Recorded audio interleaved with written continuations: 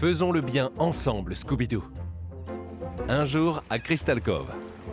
Et je m'en serais tiré s'il n'y avait pas eu ces gamins fouineurs. Encore fouineurs? Personne ne trouve d'autres adjectifs pour nous décrire? Demande Daphné. Comme curieux, fureteur, inquisiteur, commence Velma. Peu importe, dit Fred. Notre boulot, c'est de résoudre les mystères, et c'est ce qu'on fait. La classe, renchérit Sammy. Le gang de Mystery Inc. a résolu un mystère de plus, mais ils n'ont pas le temps de se reposer à leur QG. « Hey, je viens d'avoir le maire au téléphone, dit Fred. « Qu'est-ce qui se passe ?» demande Velma.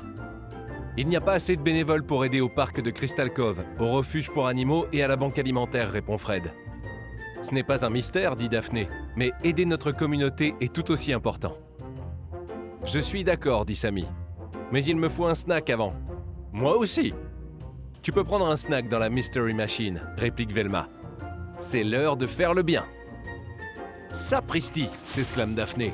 « Regardez tous ces gens qui nettoient le parc. »« C'est bizarre, dit Velma. Je croyais que la mer n'avait pas assez de bénévoles. »« On n'est jamais de trop pour donner un coup de main, dit Fred. »« Au boulot !»« Ramasser les ordures n'est pas si terrible quand on le fait avec des amis, dit Sammy. »« Tout est plus sympa en équipe, acquiesce Daphné. Surtout quand on aide les autres. »« C'est bon pour le parc, dit Daphné. Et ensuite, le refuge pour animaux, répond Fred. C'est le jour des adoptions, alors le refuge et les animaux doivent être au meilleur de leur forme. On bouge !» Mais au refuge, le gang trouve déjà de nombreux bénévoles en plein travail. « Je suis perdu, dit Velma. On dirait que le refuge pour animaux n'a pas besoin d'aide non plus. On a peut-être un mystère à résoudre après tout, dit Fred. « Peut-être. Mais ils ne refuseront pas de l'aide supplémentaire, dit Daphné. Prenez une brosse. » Le travail du gang au refuge est bientôt terminé. « Papa, je peux le garder ?» cria une petite fille embrassant Scooby-Doo.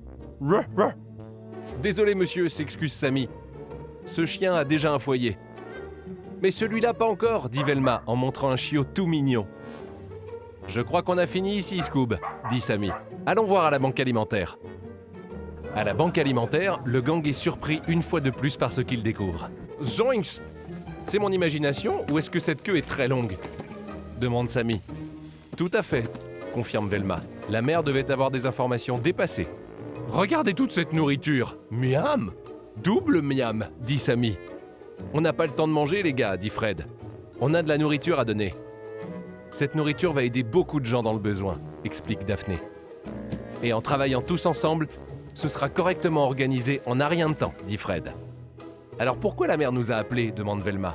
« Elle avait plein de bénévoles aujourd'hui. »« Je ne sais pas, dit Fred. »« Allons lui rendre visite pour percer ce mystère à jour. »« Fichtre!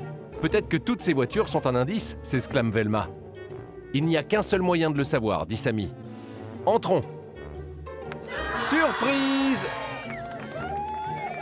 Qu'est-ce qui se passe? demande Fred. Nous tenons à vous remercier pour le service que vous rendez à la communauté, déclare la mère. Vos talents de détective font de Crystal Cove une meilleure ville. Je vous en prie, dit Daphné. On adore faire le bien.